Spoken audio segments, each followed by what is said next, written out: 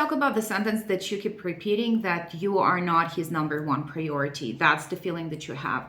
You say it usually with pain and with confusion, and it makes it feel like something is wrong with you or with him. Now, let me show you how this specific sentence, even though I understand that that's what you want, keeps you stuck, how to changing, and explain exactly how to break down the neuroscience behind what you're thinking, how to prevent it from happening. You're focusing on the wrong problem. When you fell in love with this man, you fell in love with this man not because you were his whole world, but because he had ambition, because he wanted to succeed, he had a drive, he had a passion for other things, for life, not just you. That was the man that caught your eyes, that the one that you fell in love with, the attraction was there, not because you were his only and first priority. And I will cut straight away to the end and give you the glimpse, because if you will want him to make you his priority, you're gonna lose interest in him.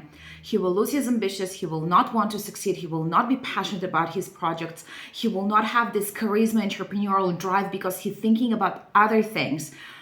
It's not about being his first priority. So we need to reframe this sentence and to see, why do we keep saying it? But more, why do we keep feeling that? How to get rid of that feeling? That's what's gonna address the real issue. And yes, a small reminder, when you were just dating in the beginning, the first year, the second year, everything seems perfect. So it was still that ambitious man, but somehow you were feeling like a priority. So something changed. Let's see what exactly happened. And I will go for the most painful one first, because the first reason why we keep saying this sentence is because in our brain, attention means love. And for a second, if we don't get attention, or the attention that we want, or the attention that we need, or in the way we need it at that moment, we feel not loved. Now, where did the story come from?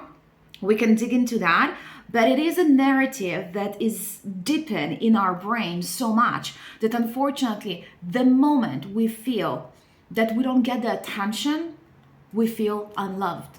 And it's very difficult to change, but to understand that that's what happens is crucial. So what do we do with this truth? To understand that our value is not based on the amount of attention that we get. And the amount of the attention that we get has nothing kind of to do with the love that we get. It has something to do with other things that we will address in a second. You will be able to manage and to navigate those conversations, those arguments, your own feeling without putting blame on anyone, but just to understand that you need attention, there is a reason why right now, and to communicate it to your partner in the best way possible. The second truth that you must understand, and I just mentioned it, you will not love that person if he's going to be clinging on you, because that's not what you were looking for in the first place. You loved his ambition. So to understand that if he will quit his job, quit his projects, being not successful, not going to work, it's not what you want. You don't want to be his first priority, but you do want him to be able to manage his priorities and to manage his time, so he will be able to give you the attention, the love, the softness that you require, not only as a woman, but also as his wife, as his partner, is his ride or die, and that's what you signed up for. So let's change the narrative a little bit, and instead of saying I feel like I'm not his number one priority, or I want to be his number one priority, we want to address the management of the time issue and the energy, and to see where does it drain and how is it happening that somehow his attention eventually is not coming to you. And here comes the third part. Relationships are all great, and it's completely fine to love that person that you fell in love with and the attention was enough, as long as the business is not growing, or as long as there is no certain struggle. So as long as the pressure is low, then managing it is much easier. I will not get into the honeymoon phase. Of course, we want to kind of to impress and to input more effort. But yes, the moment the business is involved, the moment the pressure grows, usually it's gonna put pressure on the relationship as well. And yes, it will demand more work to understand how to manage those priorities, how to manage the time, energy, not only on the conscious level, but definitely on the subconscious level, and to see how is it possible that eventually he spends 80 time of the day at work and only 20 at home. He still loves you, but there is a different reason and it needs to be addressed. Without addressing those issues, even though there is a lot of pressure right now at work, there is a way to manage it. Not addressing the pressure issue will eventually cause to a breakup. And we don't want that. And it's not because you're not his first priority, but it is because of other things that sometimes we're not aware of.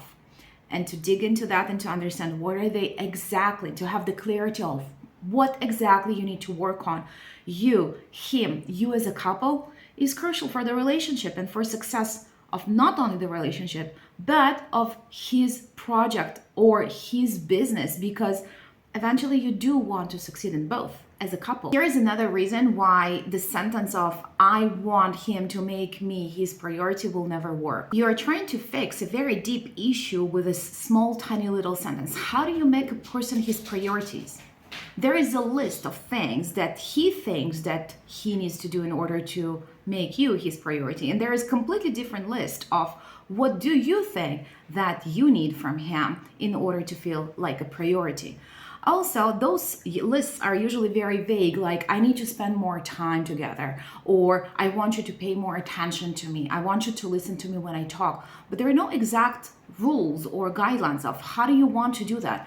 And trust me, you are thinking completely different things, and you will be fighting about the same issue that somehow you saw in a completely different angle. So to understand that is definitely something that's going to help you to prevent that breakup, because if you want, it's gonna approach and faster and faster. Another reason why this is already a bad starting point is that you feel that you are kind of in a victim mentality because he's not making time for you. But wait, what happens with your time? What happens with your ambition? What happens with your vision? Don't you have one? Yes, it does sound judgy, because how is that you're supporting his vision and his dream, but not yours?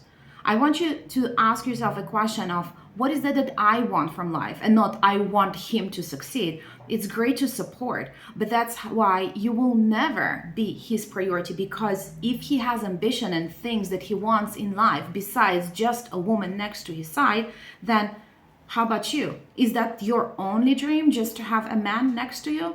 I'm sure it isn't, but you've never dared to ask that question. So maybe now it's the time. So your priority will not gonna be only him in life, and then it will create a balance. Right now, trying to demand balance from him actually is very difficult, and you probably can see already why. And the last point, us wanting to feel like a priority is just something that we've seen many women said before, including our moms, including all the women in our society, because we want to feel like a priority. But is it actually possible? How about looking at it from different direction? I don't want to feel like a priority. I want to be important. Just to shift a tiny little wording will help you understand that if you will be his number one, he will literally not gonna be able to go and work. Can you imagine a man that's sitting at work and thinking only about you all the time? He will never gonna be able to provide or to do any of those things that you actually married him for, especially the entrepreneur, the ambition one. So what are we going to be doing about that? And the goal is to reframe your goal. And instead of saying, I want him to see me as priorities, that I want to feel safe in the relationship. I want to feel loved in the relationship. I want to get the attention that I need sometimes as a woman in this relationship. And then just to focus on how do you have those needs meet, instead of a bigger, very vague sentence that most likely you will never gonna be able to achieve anyway. So if you start noticing one of those signs and you already know what to do, please start and do that. I want you definitely to understand that those words that we heard our own life will create your own narrative and will affect your relationship. Removing them is going to free you from this constant need for validation and to actually being able to communicate your needs in a very simple way without the drama or sounding nagging, because it's not about whether it's true or not, but it's about how do you actually reflect and project that need on him. And it will be as such. And we don't want it. We just want to say what we need, how to put some boundaries to be able to communicate what we need with confidence. And that's exactly what my system is about: the clarity, the confidence, and the communication. Contact me if you need more information, and follow me for more videos to learn how to keep that relationship intact without sacrificing your businesses.